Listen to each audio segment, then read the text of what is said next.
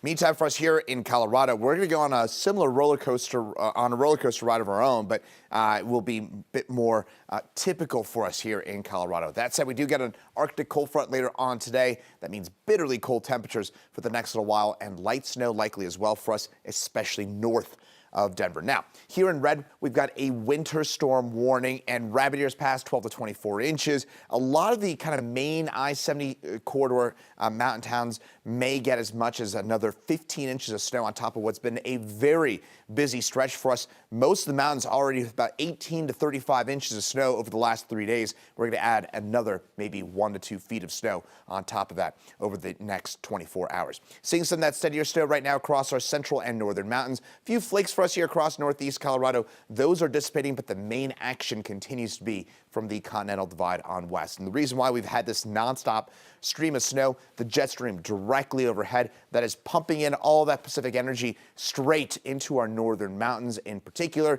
And that snow will try and trickle its way down into the I-25 corridor. But for the most part, this is a mountain event. And notice some of these darker purples. There is the potential, especially this afternoon, for some snow squalls. Think about a thunderstorm in snow fashion. You get a quick burst of heavier snow that'll make travel at times very difficult here. So if you're traveling to or from the mountains on this President's Day to get some of that fresh powder in, I totally get it. But that drive home will be very slick, and be prepared to maybe stop, I don't know, in some of those mountain towns and just grab a bite to eat while those snow squalls move through. Meantime, Denver area, light snow for most. This is a lower impact snow for most of the day today, but with that jet stream overhead, we have the potential for some of these little narrow slivers of some of that heavier snow for us, especially this afternoon and this evening. Better chance for that will be north of Denver.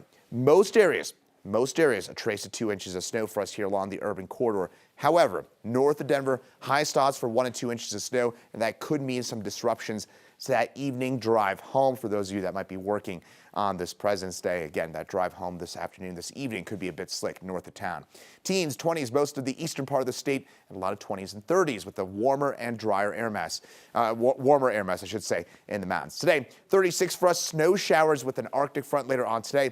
Notice Colorado Springs, 50 degrees. That front does not reach us in the Springs. We get that downsloping wind off of the Palmer Divide, and so you'll be up about 50 there. Meantime, extreme cold warning, far eastern plains, cold weather advisory here in that lighter shade of blue, and an extreme cold watch for the far eastern plains. Tomorrow, 20 degrees for us, bitterly cold, and those wind chills will likely be around 0 for us in Denver, well below 0 in the far eastern plains. And that 7-day forecast, it is a chilly one as we head through the next few days with flurries around Tuesday and Wednesday before, how about that, as we look ahead to the end of the week, temperatures getting back up into the 60s next Saturday and Sunday.